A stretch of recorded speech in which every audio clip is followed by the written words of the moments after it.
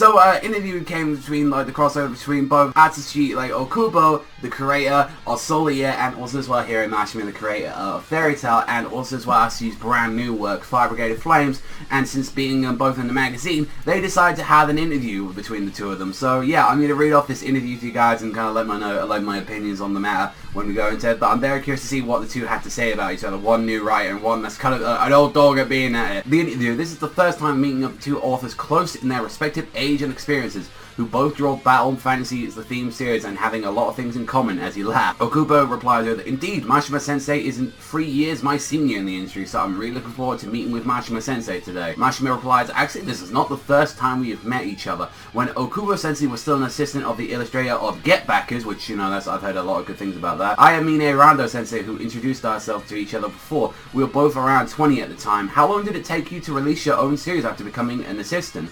Like, Okubo says, exactly 2 years. That was really fast. Sorry if I come off a bit brash, but I had to ask, why did you decide to release your first series at Monthly Shonen Gangan when you were an assistant in Shonen Magazine, as he laughs? Okubo then replies, releasing my first series at Monthly Shonen Gangan was because Enix at the time, now Square Enix, is the company that owns Monthly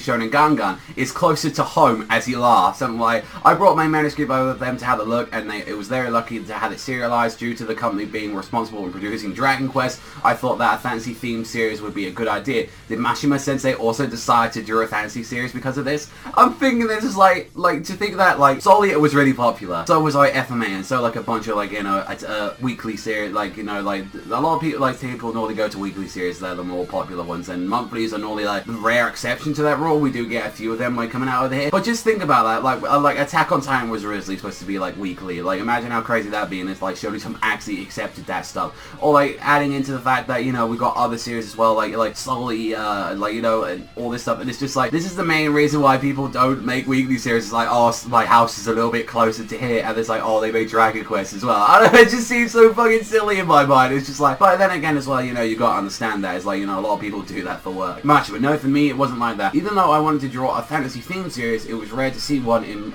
Monthly Shonen Magazine back then, so it was hard for me. Like, he's talking about like a bunch of stuff that he's done like that in there, like he's done like a bunch of number of series. Okubo, indeed, even Get Backers was in the section back then. Raid had a lot more of a fantastical element to it, so I paved a new road for the genre.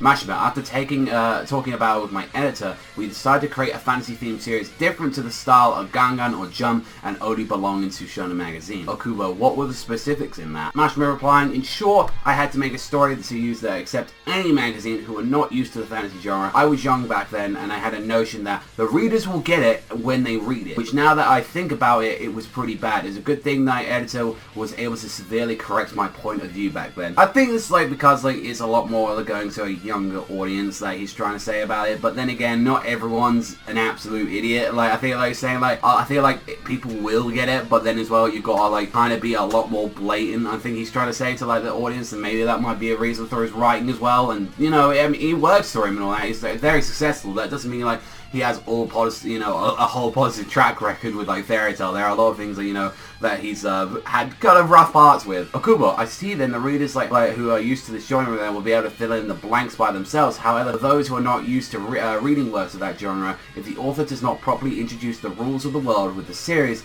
and then there might be some setbacks within the story progressing to be interesting. Actually, in Fire Brigade of Flames, even though there are parts that are hard to figure out, it still managed to survive and be serialized as a class. It's not the foundation that Mashima Sensei has forged along with the group that Reader Magazine has gathered. This probably wouldn't have been possible. I think like probably because like he's probably talking about like the early start and all that, and like he really made sure it's like, no, this is the rules of the magic, this is all that, like, you know, with the first like arc or so and all that with Aragon, it's like, no, this is how magic works, this is how you can like adapt with it, and you know, this is what you can pretty much do with it, and then you can kind of go into the arcs. Like Okubo has his own version of that, where like I want to do a video talking about Okubo's like new series itself, like if it's still worth it or not, like because it's definitely got some really great enjoyable moments to it, but it does have a lot of issues to it as well, where both, you know, artists like mangas very like share a lot in the series. Mashima, to me, my creation process has already had deep roots within my psyche. If I was able to create another series, I'll probably be needing the strength of Fire Brigade to fly further, as he laughs. The interview, for the two of you, is your motivation and muse to your fantasy themed series works that you so far encountered in your life? Mashima, that's right.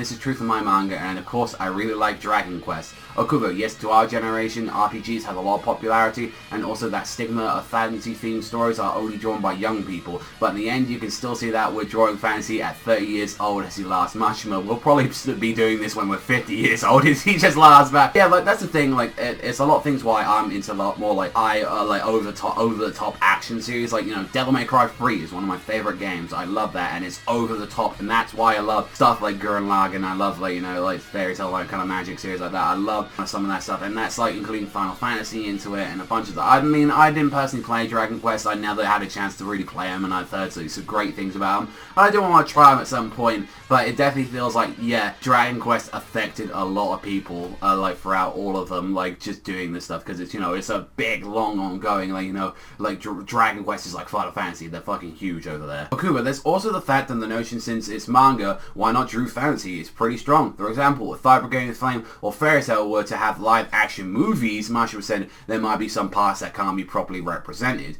Okuba replies, exactly, which is why I want to draw a world that can only exist in manga format. And I think he, like, at that time he's talking about as well, like, you know, like, you can kind of confirm there that we're not probably going to see a live action, like, Fairy Tail movie anytime soon, or like a Fire Brigade Flame ones, because they don't like the idea of it. Like, they think, like, you know, you can't properly do the world in that way, because it's a fantasy themed world with a bunch of crazy things going on, and it's going to look terrible. I think that's also kind of a response as well as saying, like, how badly Terraformars did it, and, like, the controversy between, like, what FMA's doing, and he, like, even adding into it that, you know, Gintama's doing it, and it sounds like it's going to be an absolute train wreck, where you say that's the most impossible series that you can do as a live action. So definitely an interesting thing to come off them. Now I must inquire the two of you about your works. Is there a character that Okubo Sensei especially likes in Fairy Tail? Okubo, Brandish. She's super cute in Mashima Sensei's work. The girls are all so cute. I look forward to it every week. I'm very glad that you picked Brandish out there on. He could have took the easy route and said, oh yeah, I like Lucy, but I like all the girls. No, he's like,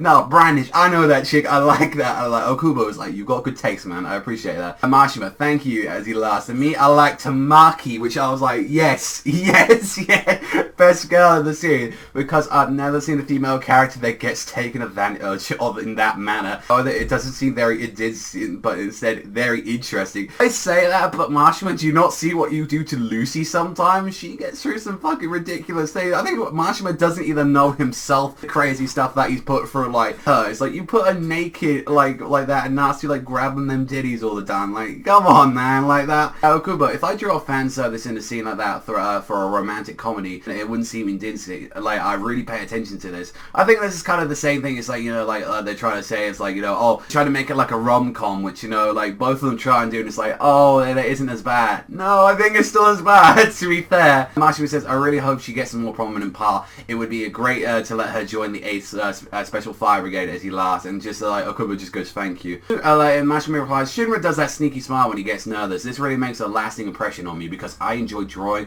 that sort of expression. I would have image it would be hard to continue the setting. Okubo replies, his smile's not really open and without a care smile, but a smile that can't be held on when you really want to make him serious. Also, on the other hand, is a very open and very carefree man, like, character. It's a type that's hard to draw and all that, so I really, like, respect that. So it's like the difference between Shinra is, like, you know, like, and Natsu. Natsu's an open book, like, pretty much. Like, Natsu wears his heart on his chest, while Shinra, you know, keeps it to himself a lot of the time, and, like, he has that one little gimmick that kind of, like, he tries to smile, like, or he tries to, like, pretend that he's really nervous, something like that, and it kind of backfires on him. So, you know, it's kind of interesting when he was saying, like, he goes, like, and Mashima replies, with horror from Ray, there's a character that works and, like, hard, and he's, like, frustrated over a lot of things. So this time I wanted to make a more easy, like, going direction with Natsu, since, like, you know, the two are complete polar opposites. Kuba said, I see it. I wanted to challenge myself with a happy and outgoing character at first, but I failed. I feel like you're the opposite of me, as he laughs. Due to Fire Brigade having a heavier theme, it wouldn't be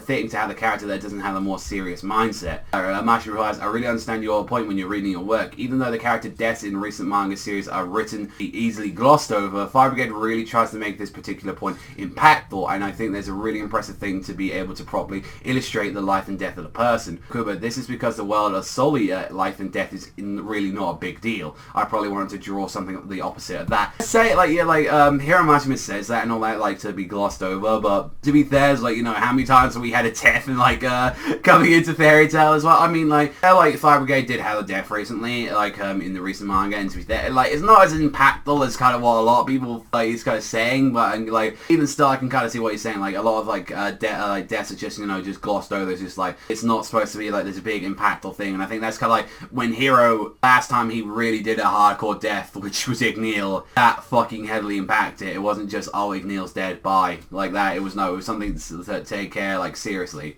Also in Fire Brigade, the fact that everyone having an ability related to fire is pretty new. Like, normally in a series there wouldn't be a lot of different types of abilities, wouldn't you? Hitman Reborn did it first with all the fires, I've got to be fucking honest, but like, Okubo, you can say that a bit of the monomania on that part. For that everyone had the same ability might be interesting. Tamaki being taken advantage of also is the same product of my mono moments as he last. Okubo-sensei, this is the first time you serialize on a weekly basis. How is your arrangement for everything? Okubo, volumes are being pretty released fast and all that, which gives me surprise. However, I don't have time for rest. In my downtime for work, I play games as well. Recently, I've been playing Dark Souls 3. I've been playing it for 3 or 4 weeks. That guys are great, because Dark Souls 3 is the tits. Mashima goes, really? Even though I want to play that series, I really don't have spare time. My staff told me if you enjoy Monster Hunter, you would definitely enjoy this. Okubo replies with, I've been playing Monster Hunter for the very first release, but now, like, I haven't been collecting honey and more, which is a joke saying, like, that's a resource in the series and all that. And then Mashima's just saying, I've just been, like, just completed Far Cry Primal recently, and I've been playing foreign games. That's probably where he got Fairy Tail Stone Age, to be fair. Probably was like, oh, I've been playing this, I don't want to do that. Like, Okubo goes, foreign games not bad. I'm a great fan of those too. I really like the feeling of being able to immerse myself and play the part of the main character of the game. I also enjoy watching the awesome CG scenes. Mashima said that I'm a sucker for that as well. And then the two start rambling